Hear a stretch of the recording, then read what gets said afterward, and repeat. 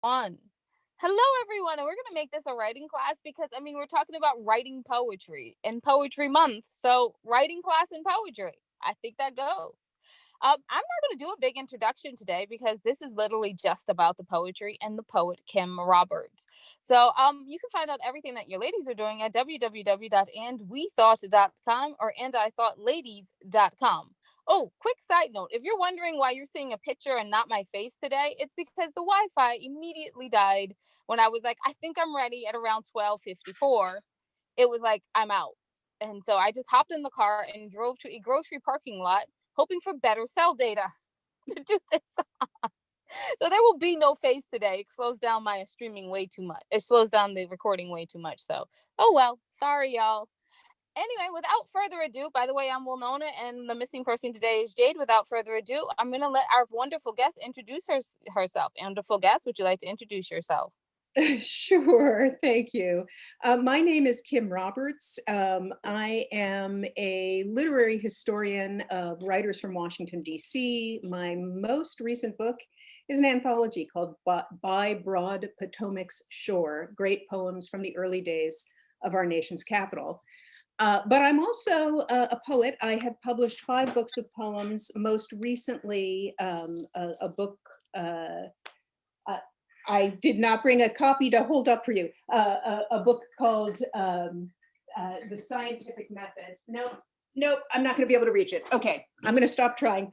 At any rate, I'm not going to read poems from that book. I'm going to read all new poems. They're all unpublished. They are all love poems. Brand spanking new love poems inspired by my girlfriend, Tracy. And I'm going to start with a somewhat longer poem, if you will indulge me. This is called On the Occasion of Tracy's 54th birthday and the 175th birthday of Scientific American. You may be familiar with that magazine. It starts with an epigraph from the birthday edition of the magazine.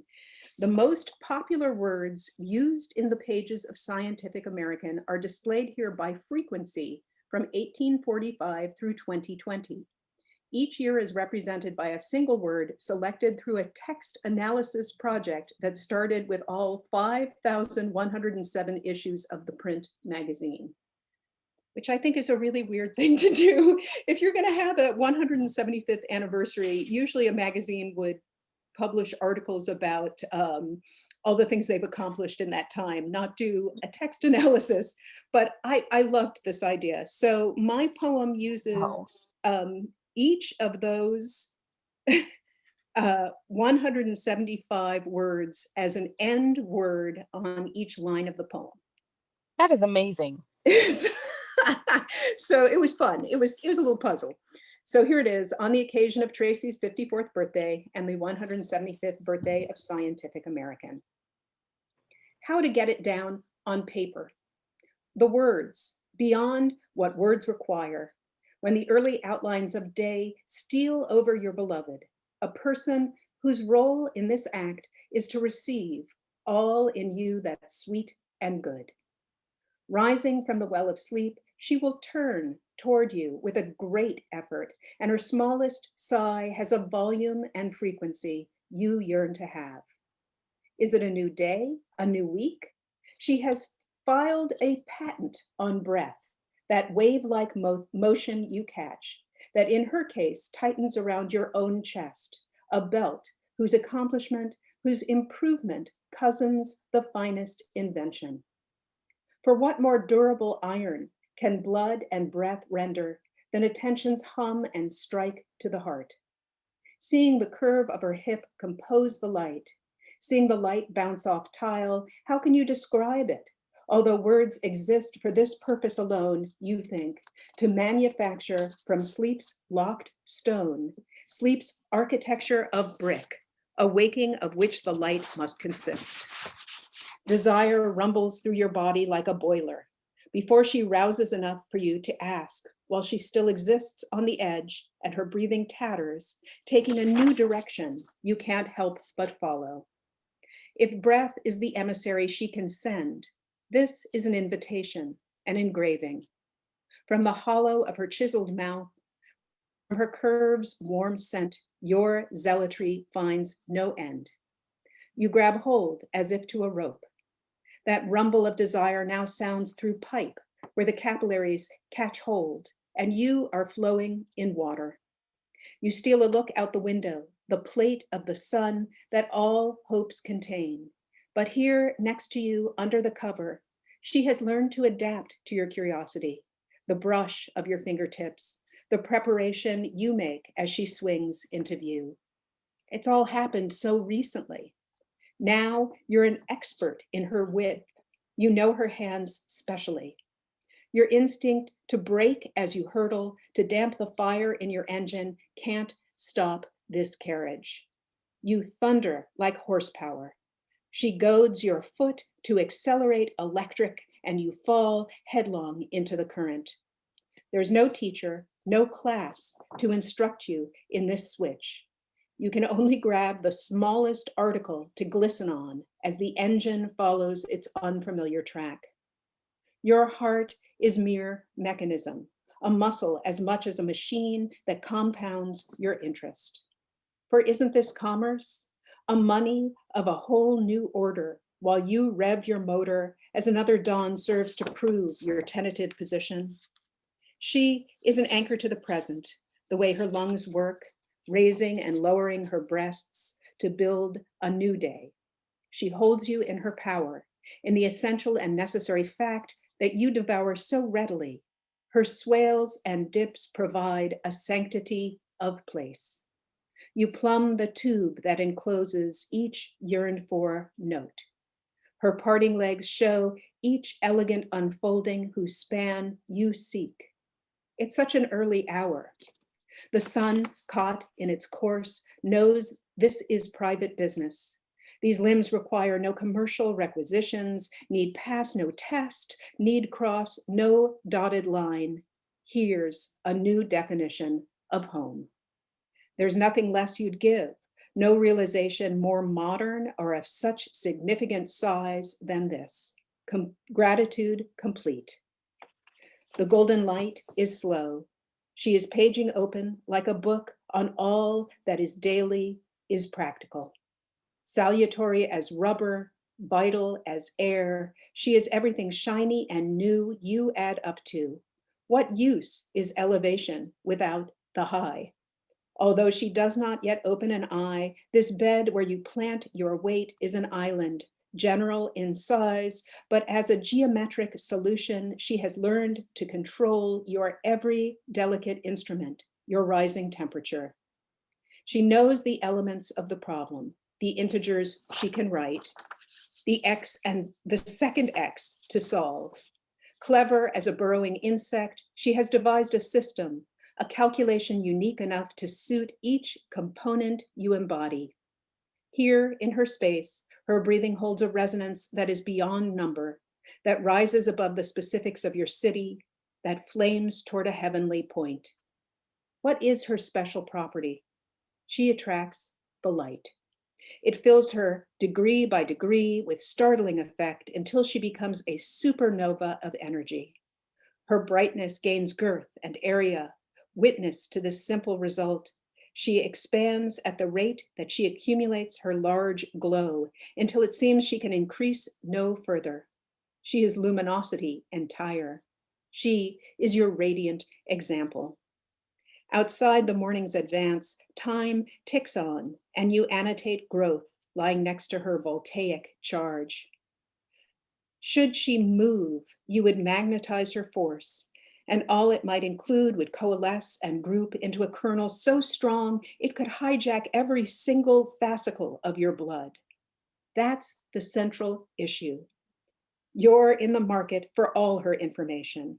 You want to school yourself in her statistics, age, every wonder and strange pore and follicle, every hint of her, none of it going to waste, none of it blind, all essential and key. She's become a kind of universe with nothing immaterial or extra. You wait for the day's sign. Now you look at the clock. She stretches, mumbles. Active first, you have time to build your theory. Soon her every cell will wake to its similar patterns, coffee and food. Soon this reverie will shatter like ice. She'll go back to being human rather than a compass for the world. For now it's enough. Your need, your devotion to know, to follow the vagabond way to revelation. The day strengthens to find each particle of matter converging for another moment, another year on her. You make one more study of her illumined face. You think of all the words still to say. Then you hear your name. She calls. Wow. The way Um, with words you have. The way with words you have. I love the vagabond of revelation. I love how you could get into the word integers and the second X into a piece of art. Amazing. Yeah, well, the fun thing about doing an exercise like that is that the words themselves dictated where the poem went to. Mhm. But I was sort of amazed for a poem of that length. There's almost nothing in the way of plot. Nothing really happens. The speaker just looks. So maybe a really short poem. That Uh, sounds great. You could go for another long one if it's just as beautiful as that. Go for it. Well, no, just in contrast, Oh, okay. you know, I think all of us during the pandemic have been made much more aware of the importance of our intimate contacts. She and I don't live together, although we are in a pod together. So there's a lot of driving back and forth. She lives in Virginia. I live in DC. So this is a poem that takes place crossing over the Potomac River, which it seems we're doing a lot these days. This is called On Roosevelt Bridge. My desire for you this evening is not done, where I bridge inopportune distance, where I cross the river into my city, fluid around my heart. I am breaking out of the lanes beyond the red shore of brake lights. With you, I am swimming out. I am not done with you. The rules of the road, the demarcated lines, driving home on the highway. The body I desire at inopportune distance, though I am leaving your house, though I am leaving your housing.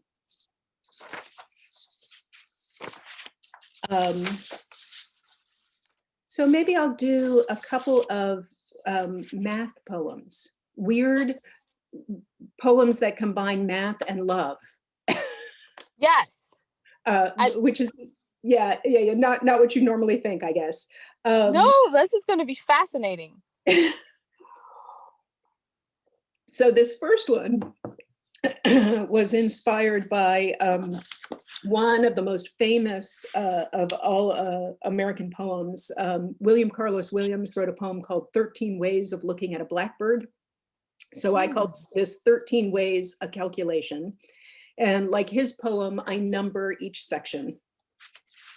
So 13 Ways, a calculation. 1, I've got your number. 2, atomic, negative, prime, irrational number.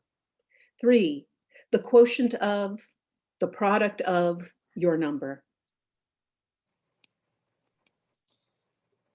My butt wants to dial your number. 5, emblazon my breasts with your number. 6, I want to wear your number. 7, loosely draped over my hips. Your number. 8, it's always on my lips. I number 9, all of its unbuttoning possibilities. Your number 10 is worth 1,000 words. Your number 11, 9 times out of 10. Your number 12, opening like the pistil of a tulip. Number 13, me, oh tongue, oh fingers, indivisible.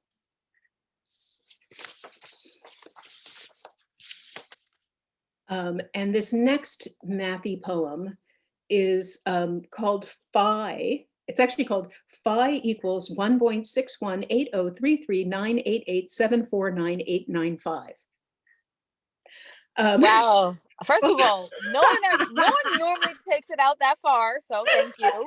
So phi is the 21st letter in the Greek alphabet, and it's used in mathematics to represent the golden ratio. More importantly for me, Renaissance artists used phi to represent divine proportion in their artwork. So this is phi. I adore your golden ratios. I know your geometry. Any 2 points determine a line in the biblical sense.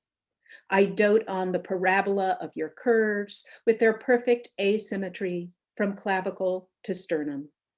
I submit to your topography. I take the tiller. I navigate your radians, your collagen, the fine hairs, the intercostal nerves, your congruence of triangles, the inframammary fold. Left breast, you are the boat above the heart, which rotates its gimbal on night's axis. I survey your bathymetric charts. I calculate. So I feel like we I got a think I little bit have more. time, maybe more, is that right? Yes, you do. Okay, all right. I'm going to end with this one. So this final poem I'm going to read is called Another Lapping Refrain, and uses a lot of imagery of the ocean. But what I also did was, it's a poem in two halves. Every line is used twice, and they meet in the middle. So it's sort of, Insanely gorgeous. yeah. So it moves in and then moves out again. Another lapping refrain.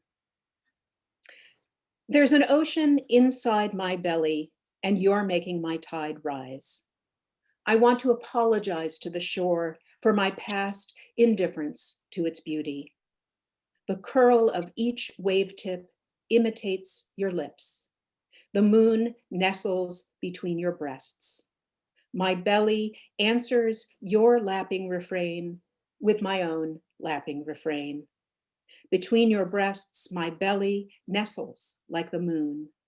The wave tip of your lips is indifferent to its own beauty. I want to apologize to the shore, but you're making my tide rise inside the ocean in my belly. This has been amazing. So now I have time for like two or three questions I have to ask. We know like one of your poems were definitely influenced by history, Phi, of course. But are any of your other poems inspired by any events in literature history? That's what I'm going with. The words literature and history. Yes, I'm sorry. Well, I tend to like poems that start with some sort of scientific or historical fact. So that's never too far in from any of the poems. But I don't know that I have specific. I, I, I, I guess I would say I've been more influenced in this particular group of poems with finding new forms. Mhm. So instead of using traditional verse forms that are handed down through time, such as sonnets or villanelles, I was looking for forms that I could make of my own, just for the purpose of the poem, what we call nonce forms, to help me sort of get beyond what I might normally say on my own, change my patterns in my writing, change the way that I'd normally speak.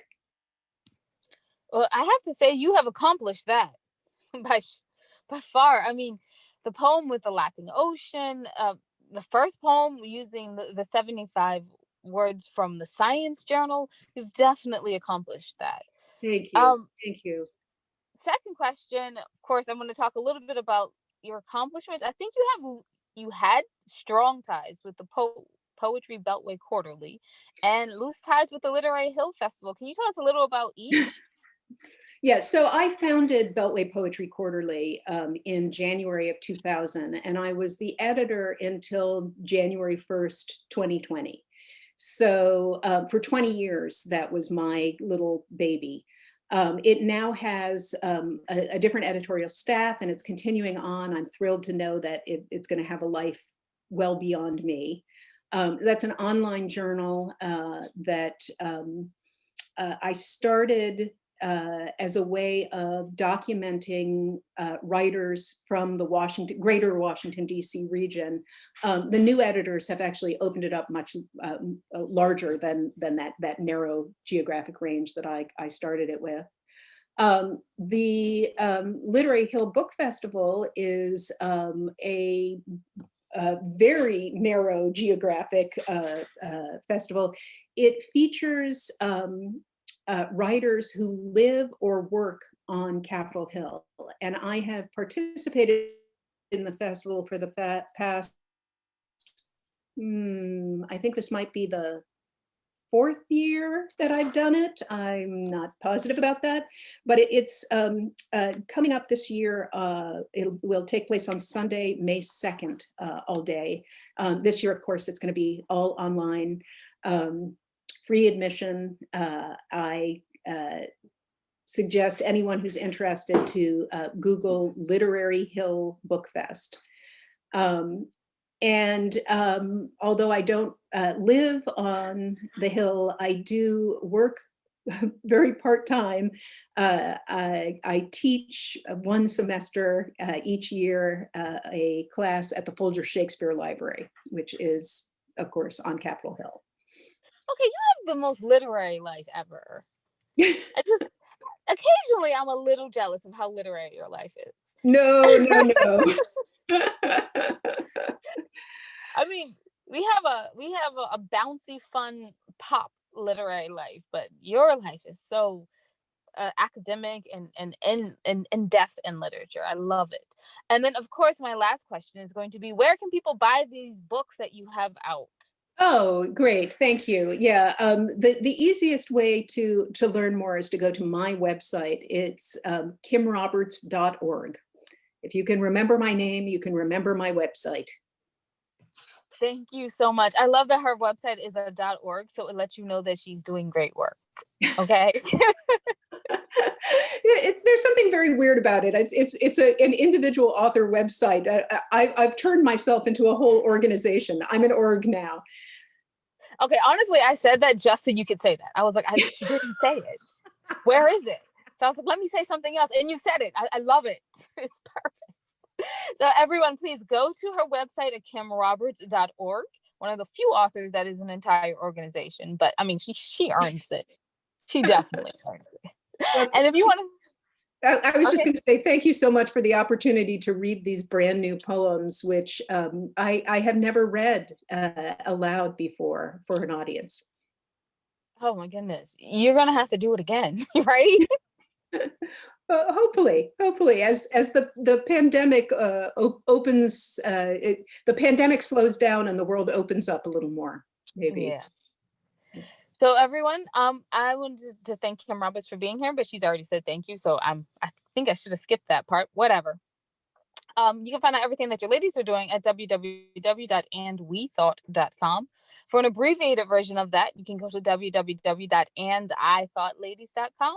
While you're there on either one, you can go to the homepage and you'll see the ladies tab. You'll see the ladies podcast. And that is where professional actors read my script. I love it. Oh, well, there's also other interviews of like celebrities and managers, and you can listen to them if you want to. But the script is the most important part to me. On andwethought.com, you can go to the ladies tab and you can see the 3 charities that we proudly support. Please go over there and support them as well. We know that you will, and we thank you in advance for giving either your time, money, or educational resources to support them. And remember, everyone, that wisdom is all around you if you're open to finding it and accepting it. So peace and love, you guys, from Wilnona and the Missing Jade. Hold on.